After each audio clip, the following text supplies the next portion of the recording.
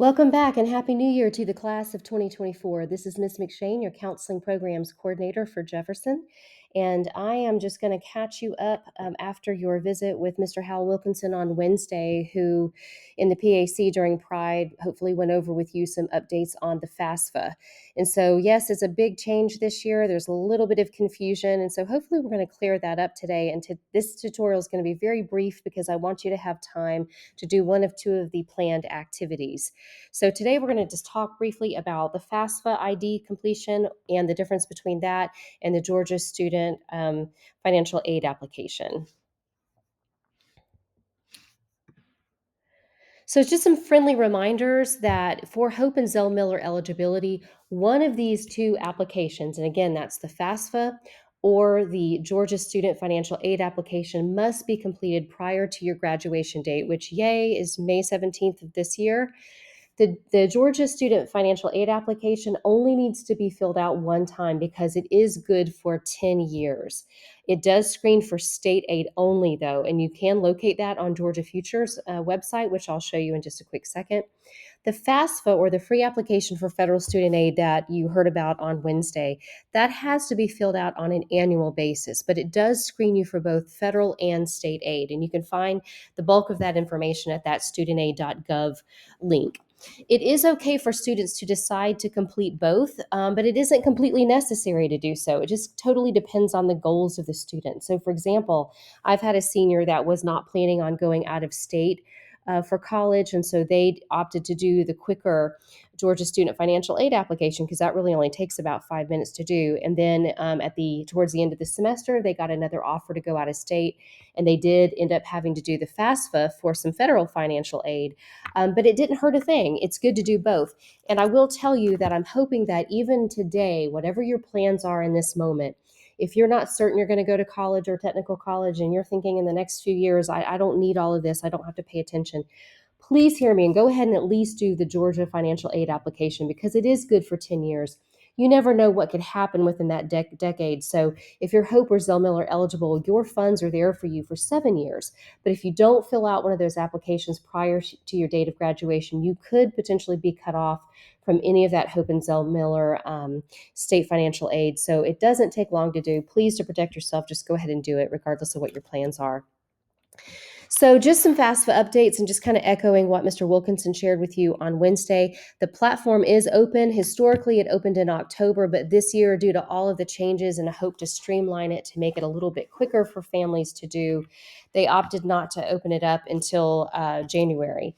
It is currently under what's called a soft launch. So that just means that the platform is only up for a couple of hours on the daily basis. So if you log in at a time and it's shut down, just be patient, prepare to be patient through this process.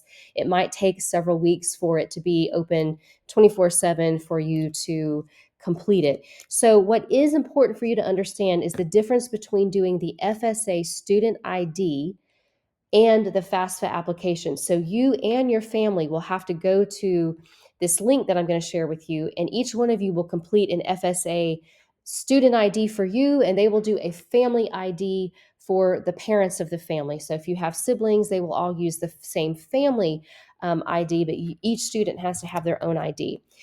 They are recommending that you complete the FSA student ID for the FAFSA at least 10 days before you and your family are ready to start completing your FAFSA application. And that's just due to the soft launch, the time that it takes to sync all of your information and have it up to date, ready for the application when you log in for the first time.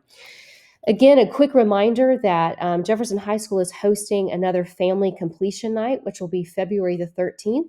It's in the Media Center from 5 to 7 p.m. You and your families can come in.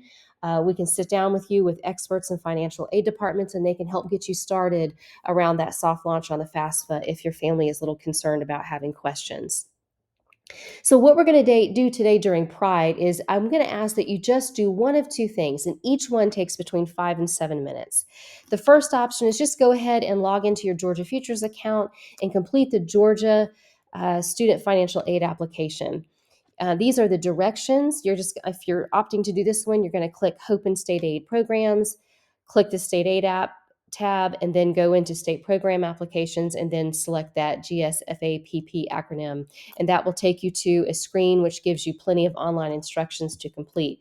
The second option that you can do is just to go ahead and do your FAFSA student ID. You will have to know your social security number for either one of these applications. So hopefully you already have that somewhere stored somewhere safely for all of your information going into your last semester of your senior year.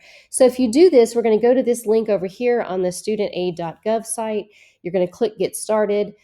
Don't use your school email when you set up this account, because once you graduate after a couple of weeks, you'll no longer have access, and that can delay you getting information on your website. And then just follow the screen instructions. Again, it's so simple. It takes only about 5 to 7 minutes to complete. I'm going to show you real quick on your Georgia Future site. Once you log in, if you go under Hope and State Aid, drop down to the state aid applications and forms, go to your state program applications, and right at the top is the GSFAPP. So it will remind you to log in again, but here's a great information sheet, and then you'll start your application, and it's really as simple as that. On this same site, you can go to the Federal Aid and Scholarships tab, and here, right under FAFSA, the first information piece is that FSA ID. So it will take you directly to the student aid website where you can click Get Started. So they make it really simple for you. There is also a great little quick few-minute tutorial on how to create the account using a username and password for your FSA ID if you want to look at that as well. So that's all I have for you, short and simple. I would like for you to spend the next 10-15 minutes remaining in Pride to do either option 1 or option 2. Please feel free to reach out to me through an email. It's holly.mcshane@jeffcityschools.org if you have any questions or concerns. Have a great day.